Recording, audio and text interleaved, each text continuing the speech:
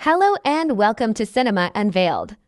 साल 1914 एक छोटा सा आइलैंड जहाँ ना कोई शहर है ना इंसानों की भीड़, सिर्फ एक लाइट हाउस है और एक रहस्य जो समंदर की गहराइयों में छिपा है। फिल्म शुरू होती है एक शिप को दिखाते हुए जो साउथ अटलांटिक ओशन के रास्ते अपनी मंजिल की तरफ बढ़ रहा है। उस शिप पर एक वेदर ऑफिसर था, डेविड। वो लोग एक ऐसे आइलैंड की तरफ जा रहे थे जो अटलांटिक ओशन के सबसे गहरे हिस्सों में छिपा हुआ था। सरकार ने डेविड को वहां भेजा था ताकि वो उस आइलैंड के बदलते मौसम का ऑब्जर्वेशन कर सके। डेविड को लगभग 1 साल तक वहां रुकना था, डेटा कलेक्ट करने के लिए, मौसम के अजीब बदलावों को समझने के लिए और फिर वापस लौट आना था। कैप्टन अपने शिप पर डेविड को उस आइलैंड तक ले जा रहे थे, साथ में 1 साल का खाना और जरूरत का सारा सामान भी था। लंबे सफर के बाद आखिरकार वो आइलैंड तक पहुंच गए। वो लोग बोट की मदद से आइलैंड पर उतरे, साथ ही अपना जरूरी सामान भी ले आए। आइलैंड पर एक लाइट हाउस था और एक छोटा सा घर जहां डेविड को रहना था, क्योंकि इससे पहले भी एक वेदर ऑफिसर यहाँ रहता था, लेकिन अब उसकी ड्यूटी का वक्त खत्म हो चुका था।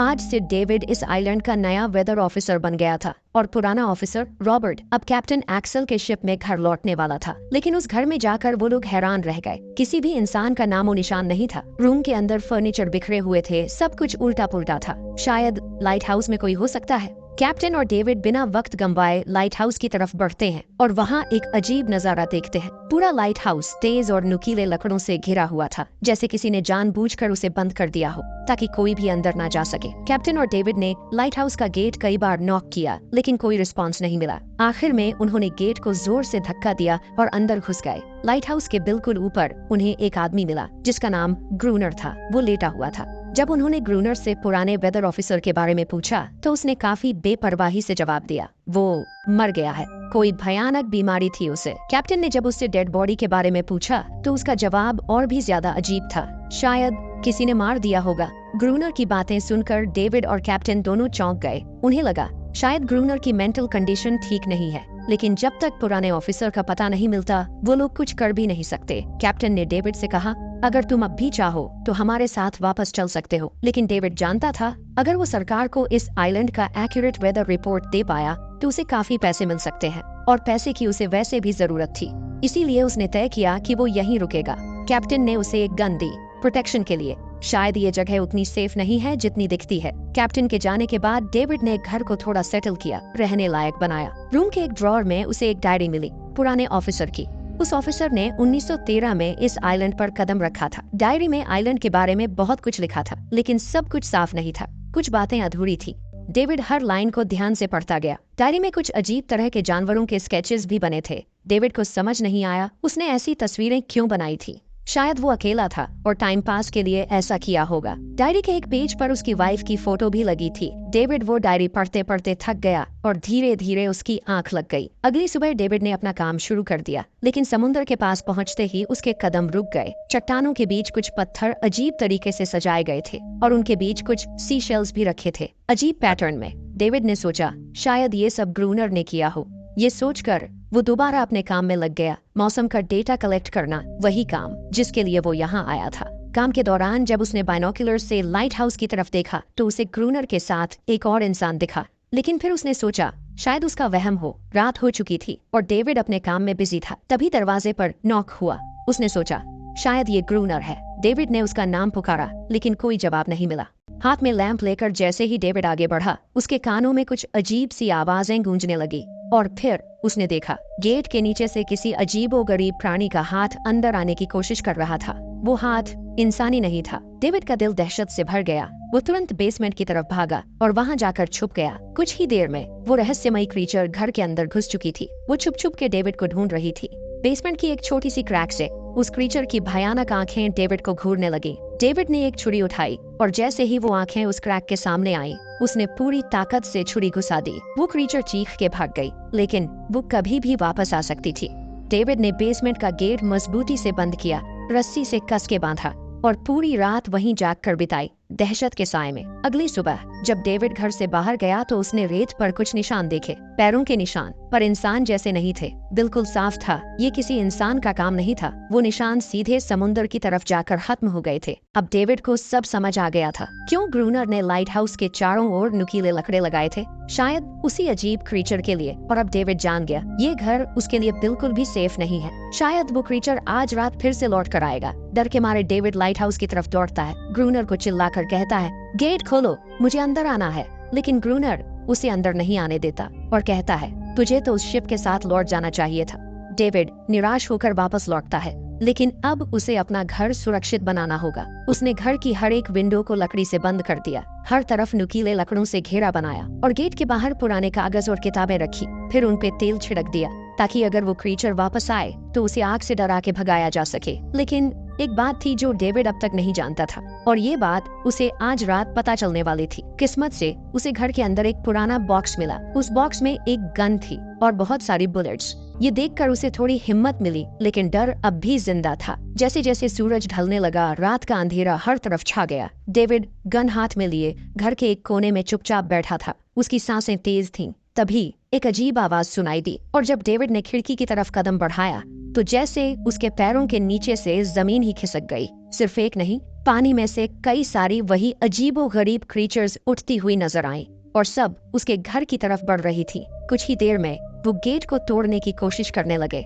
डेविड ने तुरंत गोलियां चलानी शुरू की। कुछ क्रीचर्स गिर गए, लेकिन बाकी और भी ज्यादा हिंसक हो गए। वो अब घर के अंदर घुसने की कोशिश कर रहे थे। जैसे जैसे उनकी तादाद बढ़ने लगी, डेविड ने बिना वक्त गंवाए गेट के बाहर रखे कागजों और पुरानी किताबों को आग लगा दी। आग देखकर वो क्रीचर्स डर के मारे वापस समुद्र में लौट गए। लेकिन अब वही आग डेविड के घर तक पहुंच चुकी थी।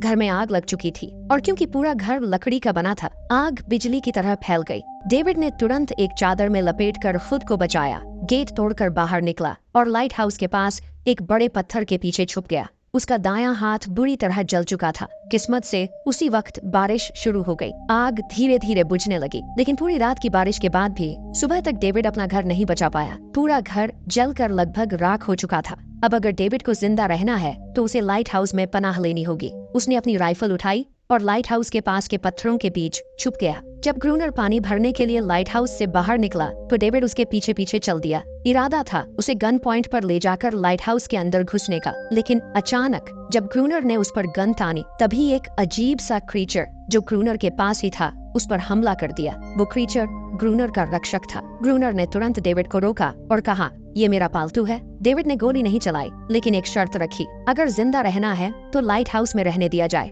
उसके पास 1 साल के लिए काफी गन पाउडर था और इतना खाना भी था कि दोनों बच सके। ग्रूनर कुछ देर चुप रहा, फिर धीरे से हाँ कर दी। शाम होने से पहले दोनों बचा हुआ खाना लेकर लाइट हाउस लौट आए। अगली सुबह वो क्रीचर चुपचाप डेविड का हाथ चाट रहा था, जबकि डेविड गहरी नींद में था, और कुछ ही देर में उसका हाथ काफी हद तक ठीक हो गया। ये सब डेविड के लिए एक शौक था, लेकिन जो आंखों के सामने हो रहा था उस पर यकीन करना मुश्किल था। लाइट हाउस के टॉप पर डेविड ने देखा ग्रूनर उन बुलेट्स को काउंट कर रहा था जो उन्हें गन से मिली थी, और वो क्रीचर अपने तरीके से ग्रूनर की मदद भी कर रहा था। इसका मतलब ये था कि ये जानवर वायलेंट नहीं है। डेविड अब ग्रूनर से उसके बारे में और जानना चाहता था, और फिर ये सब दुनिया के सामने लाना चाहता था, क्योंकि ये किसी मिरेकल से कम नहीं था। एक अजीब सी फीमेल क्रीचर समंदर के गहरे अंधेरों से उनके सामने थी। अगर इस क्रीचर का सच दुनिया के सामने आता तो डेविड और ग्रूनर दोनों दुनिया भर में मशहूर हो जाते।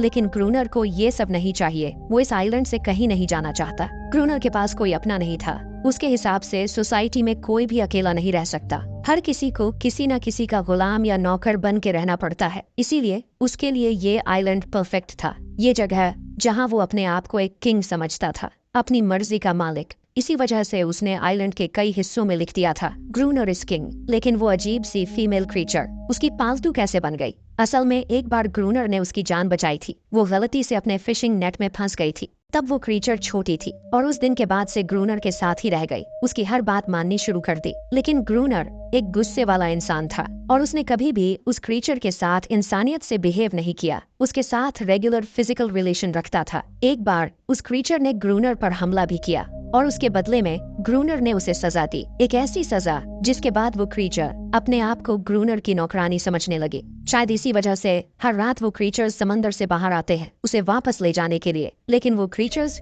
दिन के उजाले में अटैक नहीं कर सकते। खैर डेविड अब यहाँ और नहीं रहना चाहता। वो किसी आने वाले शिप को सिग्नल भेजकर ये जगह छोड़ देना चाहता है, लेकिन ये काम इतना आसान नहीं था। ग्रूनर का कहना था कोई भी शिप इस आइलैंड तक नहीं आती, लेकिन डेविड उसकी बात पर विश्वास नहीं करता। उसे यहाँ रहना अब बिल्कुल भी अच्छा नहीं लग रहा। उसे यहाँ घुटन सी महसूस हो रही है। वो जल्दी से जल्दी ये जगह छोड़ना चाहता है। शाम होने लगी है। ग्रूनर उसे कहता है गन लेकर रेडी हो जा, क्योंकि वो क्रीचर्स कभी भी हमला कर सकते हैं। वो लाइट हाउस की लाइट ऑन करने के लिए तैयार हो जाते हैं और कुछ ही देर में समंदर से एक बड़ी तादाद में क्रीचर्स निकलकर बाहर आते हैं। वो लाइट हाउस की तरफ बढ़ते जा रहे हैं। ग्रूनर उन पर लगातार फायर करता जा रहा था, लेकिन डेविड पूरी तरह से डर गया था। वो लाइट हाउस के अंदर की तरफ पीछे हटने लगा। ग्रूनर के बार बार कहने के बाद भी वो बस एक कोने में चुपचाप बैठा रहा और कुछ ही देर में डेविड बेहोश हो गया। ग्रूनर अकेला उन क्रीचर्स से लड़ता रहा। अगली सुबह ग्रूनर ने गुस्से में उसे उठाया और कहा, अगर तुझे लाइट हाउस में रहना है तो मेरी हर बात माननी पड़ेगी। रोजाना पानी भर के लाना, लाइट हाउस के छोटे बड़े काम करना और रात को उसके साथ गार्ड ड्यूटी भी देना, चाहे डेविड चाहे या ना चाहे। ये सब करना उसके लिए मजबूरी बन गई थी। जिंदा रहने के लिए उसे लाइट हाउस में रहना ही पड़ेगा। डेविड अब ग्रूनर के सारे काम करने को तैयार था, लेकिन एक चीज थी जो उसे कभी पसंद नहीं आई। रोज रोज उस फीमेल क्रीचर को अलग अलग तरीकों से फिजिकली टॉर्चर करना। लेकिन जो इंसान सालों से सुनसान आइलैंड पे अकेला रह रहा हो, उसका मेंटल स्टेट थोड़ा बिगड़ना बनता है। डेविड भी कुछ ऐसा ही सोचता है। शायद ग्रूनर का दिमाग अब ठीक नहीं है, लेकिन फिर भी उसकी बात माननी पड़ती है। रात होती है। दोनों फिर से गार्ड ड्यूटी के लिए तैयार हो जाते हैं और एक बार फिर वो क्रीचर समंदर से निकलकर बाहर आते हैं। लेकिन आज डेविड को डर नहीं लग रहा। उसने फायर किया, पर आज ग्रूनर कुछ भी नहीं करता। वो डेविड को बाहर छोड़कर लाइट हाउस का गेट बंद कर देता है और खुद चुपचाप अंदर बैठ जाता है, ताकि डेविड खुद सीख सके कि इन क्रीचर्स से कैसे लड़ा जाता है, वरना वो लड़ते लड़ते मर जाएगा। डेविड चीख कर मदद मांगता है, लेकिन ग्रूनर उसकी मदद नहीं करता। इसी तरह लड़ते लड़ते वो रात कट जाती है और सुबह हो जाती है। सुबह ग्रूनर ने देखा डेविड लाइट हाउस के गेट के बाहर खून में लथपथ बैठा था। अब उसने सीख लिया था इन क्रीचर्स से कैसे लड़ना है। उसके अंदर का डर जा चुका था। इसी तरह वक्त गुजरता गया, रातों को उन क्रीचर्स से लड़ते हुए और दिन भर ग्रूनर के लाइट हाउस के काम संभालते हुए। ये आइलैंड अब उसके लिए एक बंद घर जैसा हो गया था। वो हर वक्त ये सोचता रहता कि कब ये जगह छोड़े, कब आजाद हो। समय के साथ साथ डेविड का उस फीमेल क्रीचर के साथ एक अजीब सी दोस्ती बन गई थी। डेविड को उसके लिए अब बुरा लगने लगा था। अब उसे समझ आया था कि अपने लोगों को छोड़कर अकेला रहना कितना मुश्किल होता है। शायद वो क्रीचर भी कुछ ऐसा ही महसूस करती थी। डेविड ने उस क्रीचर को एक नाम भी दिया, एनेरियस। और फिर एक दिन उन्होंने देखा कि उन क्रीचर्स के अटैक्स धीरे धीरे कम हो रहे हैं। डेविड सोचता है शायद सर्दियों में वो कहीं और चले जाते हैं, जैसे वेल्स करती हैं, या फिर शायद उन्हें समझ आ गया था इन दोनों से लड़कर कुछ नहीं मिलेगा। लेकिन ग्रूनर ने उसे साफ कह दिया, बिल्कुल नहीं, वो फिर से अटैक करेंगे। अब वो खुद को रिप्रोड्यूस कर रहे हैं। उनकी तादाद बढ़ती जा रही है। कुछ और दिन ऐसे ही गुजर गए। एक रात डिनर के बाद ग्रूनर और डेविड ने वक्त काटने के लिए चेस खेलना शुरू किया, लेकिन यहीं पे ग्रूनर से एक बड़ी गलती हो गई। वो दोनों खेल में इतने उलझ गए कि लाइट हाउस की लाइट्स ऑन करना ही भूल गए और अंधेरे का फायदा उठाकर क्रीचर्स ने उन पे अटैक कर दिया। डेविड ने देखा वो क्रीचर्स अब ब्रीड कर चुके हैं। उनकी तादाद इतनी ज्यादा थी कि दो लोग मिलकर भी ज्यादा देर तक नहीं लड़ सकते थे।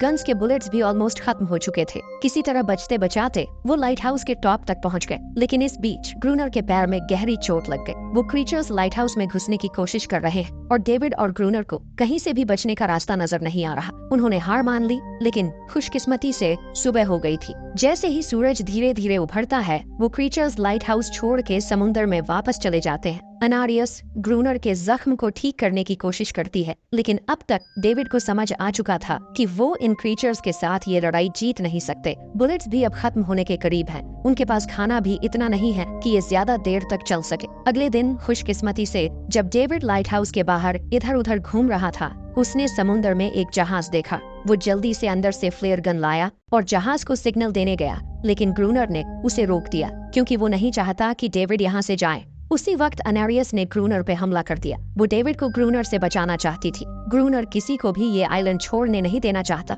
ये आइलैंड उसकी अपनी दुनिया है, जहाँ वो एक किंग की तरह रहता है, एक सर्वेंट है जो उसकी हर बात मानती है। वो इस जिंदगी को छोड़कर शहर वापस नहीं जाना चाहता और वो डेविड को भी जाने नहीं देना चाहता। इतने टाइम से अकेला रहने के बाद अब उसके पास कोई था जिससे वो बात कर सकता था। धीरे धीरे वो शिप डेविड की आंखों के सामने समुद्र में गायब हो गई। अब उसके पास कुछ भी करने को नहीं था। ऐसे ही कुछ और दिन बीत गए। ग्रूनर डेविड और अनारियस दोनों के साथ अब भी बुरा बर्ताव कर रहा था, लेकिन अनारियस को वो खास तौर पे मारता था, जो डेविड को बिल्कुल पसंद नहीं था। एक दिन डेविड ने अनारियस को एक छोटी टॉय बोट गिफ्ट में दी, जो उसने व्हेल की हड्डियों से बनाई थी। शायद इससे अनारियस का मन थोड़ा हल्का हो जाए, लेकिन जब अनारियस ने उस बोट को देखा तो वो डेविड को आइलैंड के एक ऐसे कोने में ले गई जहाँ वाकई एक असली बोट रखी थी।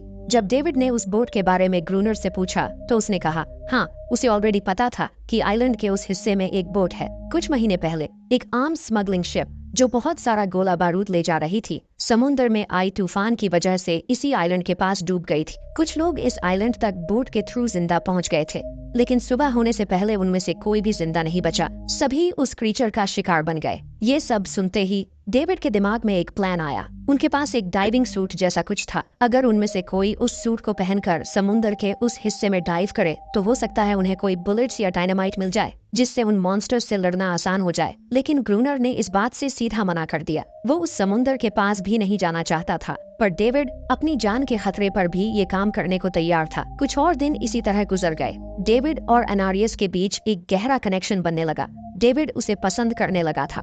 ये सब ग्रूनर ने चुपके से देख लिया और उसी वक्त पहली बार उसके मन में ये ख्याल आया, शायद उसे डेविड की मदद करनी चाहिए। लेकिन ग्रूनर का असली इरादा कुछ और ही था। वो चाहता था कि डेविड उसकी मदद से समुद्र के नीचे रखे डायनामाइट के बॉक्सेस वापस सरफेस तक ले आए और उसके बाद उसे वही समुद्र में अकेला छोड़ दे, ताकि वो क्रीचर्स उसे मार दें। इस तरह डायनामाइट भी उसके पास आ जाएगा और अनेरियस फिर से उसकी गुलाम बनकर रह जाएगी। दोनों उस जगह पहुंच गए। डेविड ने डाइविंग सूट पहना और समुद्र के नीचे उतर गया।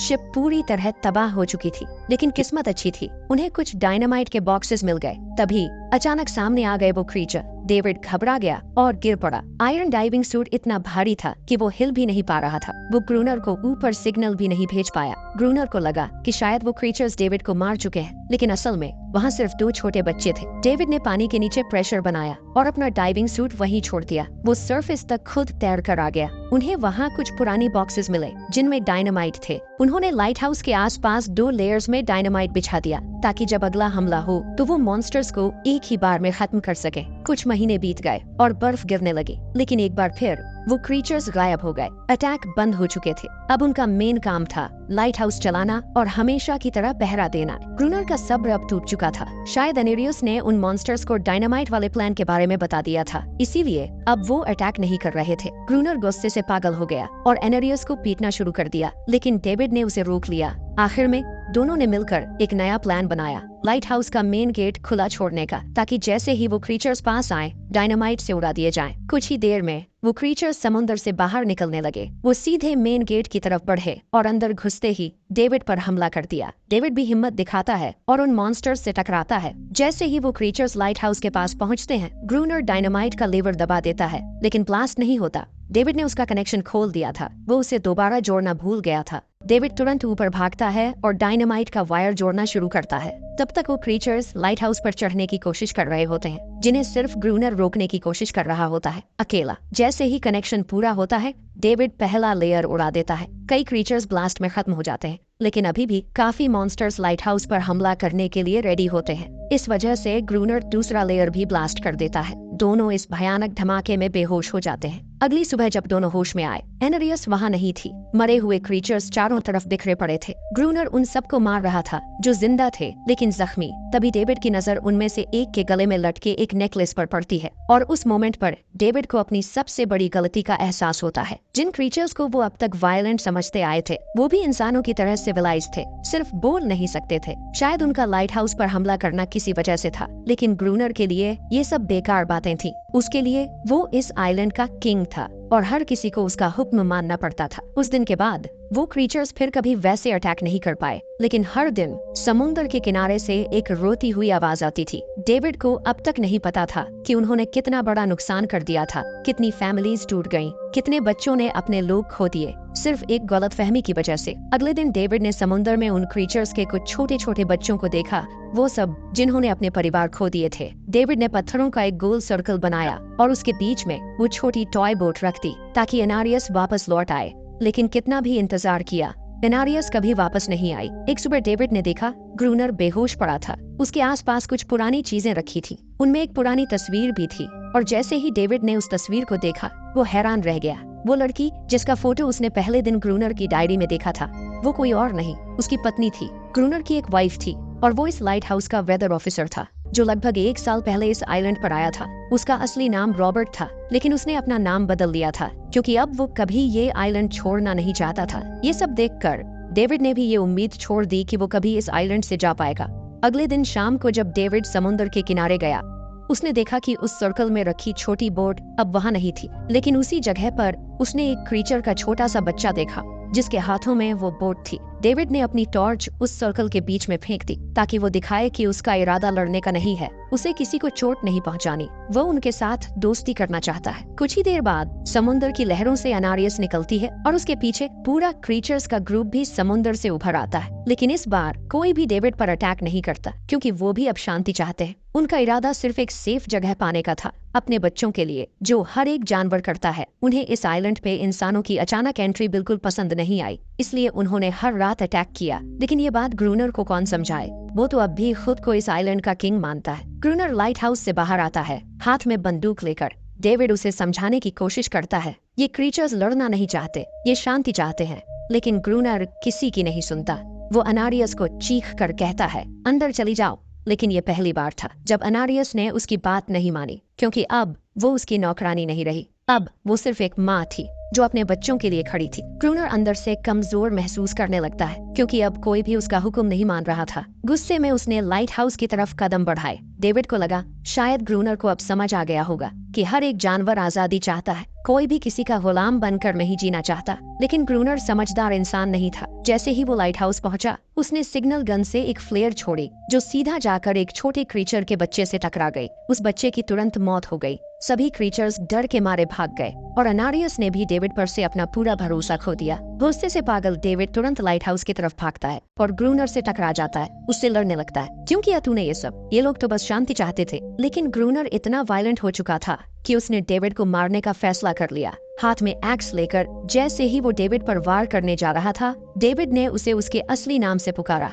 रॉबर्ट। ये सुनकर ग्रूनर एकदम रुक गया। असल में रॉबर्ट ऐसा इंसान कभी था ही नहीं। इस आइलैंड पर आने के बाद उसकी मेंटल स्टेट लगभग टूट चुकी थी। अकेलापन, अपनी वाइफ की मौत और गहरा डिप्रेशन, इन सब ने उसे ऐसा बना दिया था। वो असल में कोई किलर नहीं था, वो एक अच्छा इंसान था। वो क्रीचर्स कभी लड़ना नहीं चाहते थे, वो बस शांति चाहते थे। ग्रूनर ने उन्हें सिर्फ इसलिए मारा ताकि वो खुद को पावरफुल दिखा सके, और अब ग्रूनर को अपनी गलती का एहसास हो चुका था, इसलिए उसने खुद को उन क्रीचर्स के सामने सरेंडर कर दिया और कुछ ही पलों में उन्होंने उसे मार दिया।